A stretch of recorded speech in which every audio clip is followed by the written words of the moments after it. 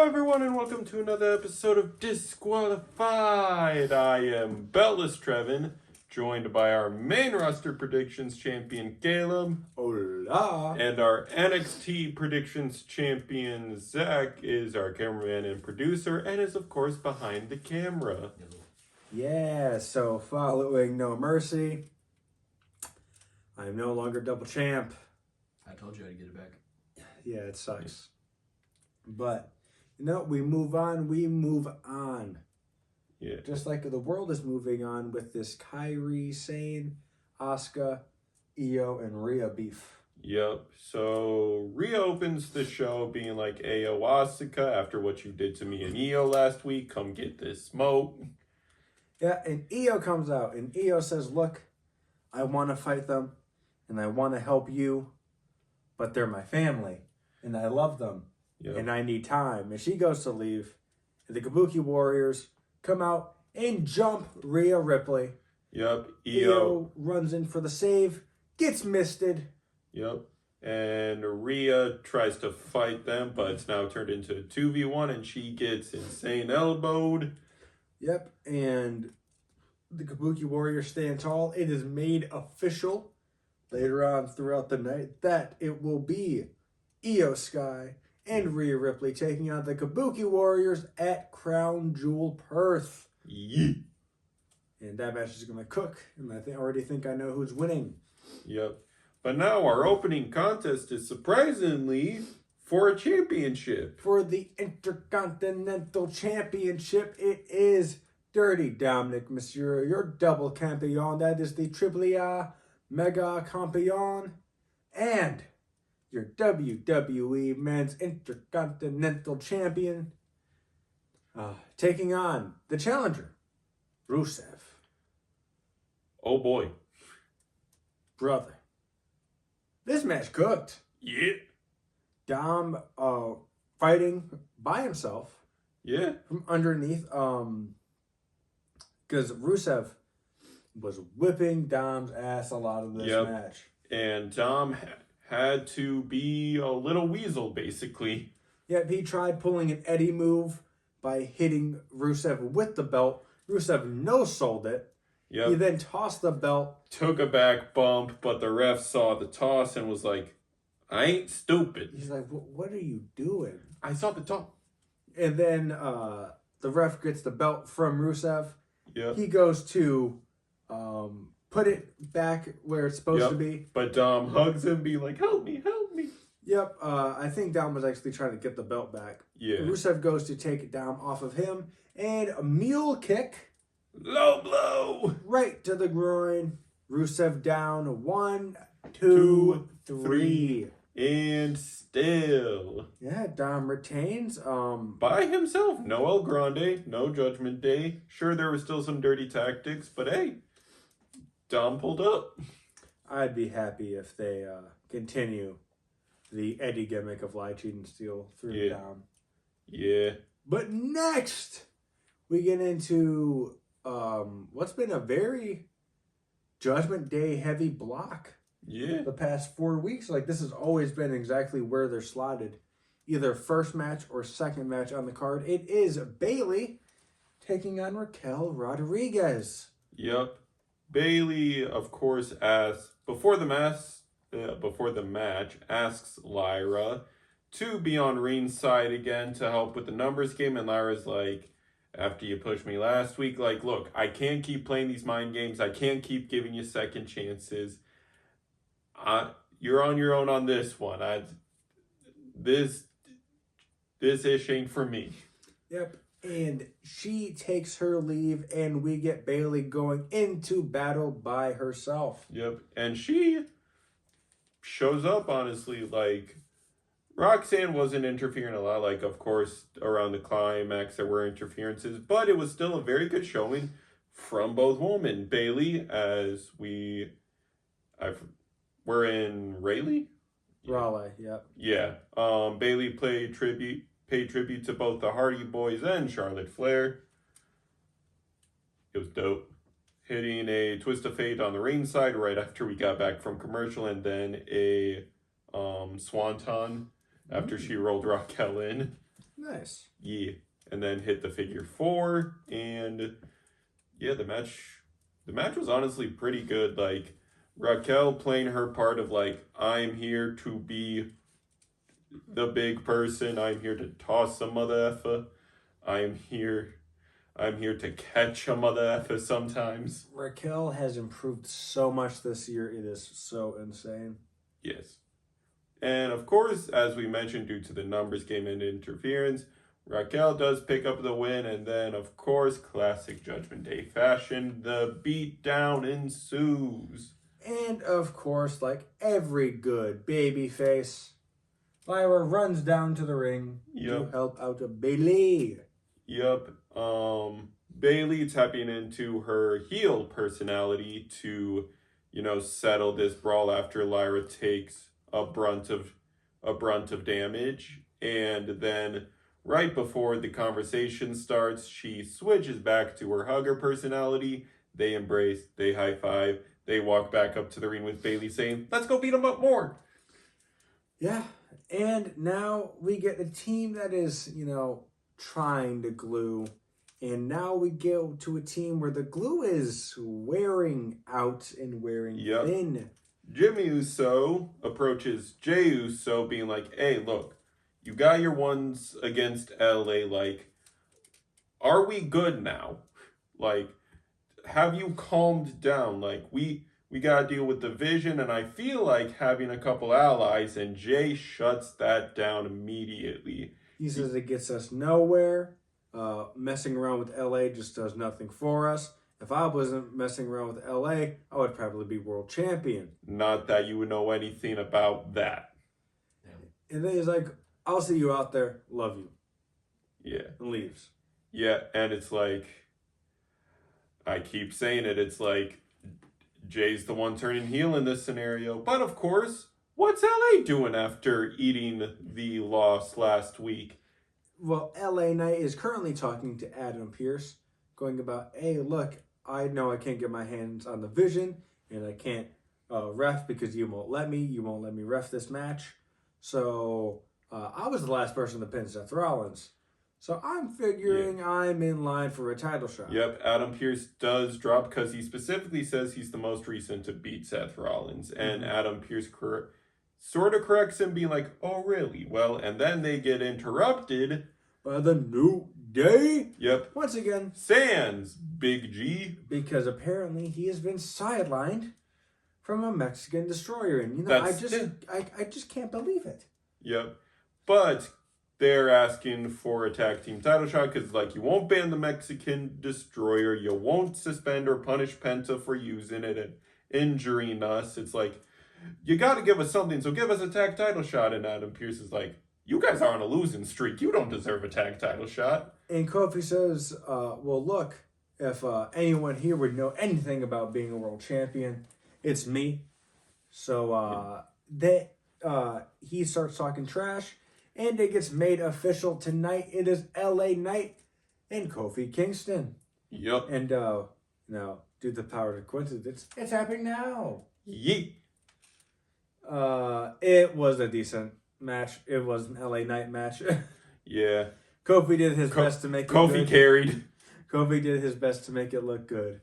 Yep. But LA Knight does pick up the win in the end with a BFT after Woods tries getting involved. Yep. For the 1, 2, 3. Now, y'all remember last year when we were just starting off making these videos, how badly we hated this match concept of the Crown Jewel Championships? Well, we get another promo after what happened last week with, Seth coming out. And no, this promo cooked and has made this match stipulation 100 times better. Like, I'm actually excited for futures of these matches. They have done a 180 with this concept. I don't know. I felt the promo was weird. It had a lot of timing issues. Seth, for the first 5 minutes of his screen time, just stood there. Then it felt like when he said Cody's name, he paused, and it felt like Cody was supposed to come out then. They missed the cue in the truck, so Seth just had to stand there. Then the cue hits. Mm-hmm. Cody comes out. Then they miss Cody's pyro, Yeah, no pyro. and it's just weird. It's miscombobulated. Yeah. Um, But the subject of this promo was interesting of like, because Seth was arguing like, you claim you're QB, but look, I'm the only one who stayed here forever. I'm the only one who knows what this industry needs. I've been world champion many more times than you. I just know this business. I'm the only one who can decide this future. Then when Cody comes out, he argues there's only one thing that can decide this future. It's these people, it's the fans. And it's like, they decided to make me QB. I just went along with it. It's something they can take away on a whim. You see, this match is the better story one. Tiffany and Stephanie is, I don't know what they're gonna do with that. No, yeah. I'm just not interested in the concept in the slightest. Because why pit your champions against one another? Yeah. It's the same argument we had last year when it got announced. It's like, why? And then it was Gunther v. Cody last year, and it's like, why? Yeah, it But this year it's actually this year it's actually elevating the storytelling a little bit. Like last year it was filler. Like they didn't bring up the Crown Jewel Championship one bit in either of the 4 champion storylines. Like the very next PLE, the women's Crown Jewel match was teaming up in the War Games, and we're like, huh? Yep. But this year, for the men's side at least, it feels like no, this has storytelling potential that could carry to WrestleMania season and beyond. Yeah. So it's like I like that they're trying with it now, not just throwing something out there to see if it sticks. They're actually now trying with it. Well, here's the thing. Let's see if they actually continue. Because True. they could just go straight back to how it was last year. True. So we shall see. Because, you say that the women's Crown Jewel match teamed up in War Games. The women's Crown Jewel match teamed up on NXT Homecoming. Or they were supposed to, but Tiffany was out. Yeah. So, I mean, it's still kind of the same shit. Stephanie was not crowned yet. Yeah, but still, Yeah. It's when you look at it, they probably knew where they were going with that match at the time. Yeah. So, next we get AJ Lee in an intergender match. No, you silly! It's AJ Styles and Dragon Lee. Yeah. Why give the fans what they want? Taking on, who? Oh, Los Americanos. Yeah. Yes, these two fuckheads have a name. I cannot call them El Grande Fucko 1 and El Grande Fucko 2. Nope. It is now in the blue, Bravo. Bravo Americano, and in the red, Rio Americano, I think. Rayo, I think. Rayo Americano. What the fuck? Yep. Blue Bravo is Tyler Tyler Bate. Bate, and Rayo Red is- Rayo is Pete Dunne. They're making AI Power Rangers. I hate it so much. We got a Chad Gable mention on commentary. AJ Lee wins. Yeah. AJ. Yeah. Man, what the fuck? I can't. Why are you wasting their talents? Bro, this The is only good thing to come out of this is AJ Styles got to say the line again. I get to beat up John Cena. yeah. That was it. I mean, Dragon Lee had cool face paint, but Yeah. you're wearing a mask, so the face paint's kind of. I mean, I'll say it. This is some of the best work and most over Ludwig has gotten.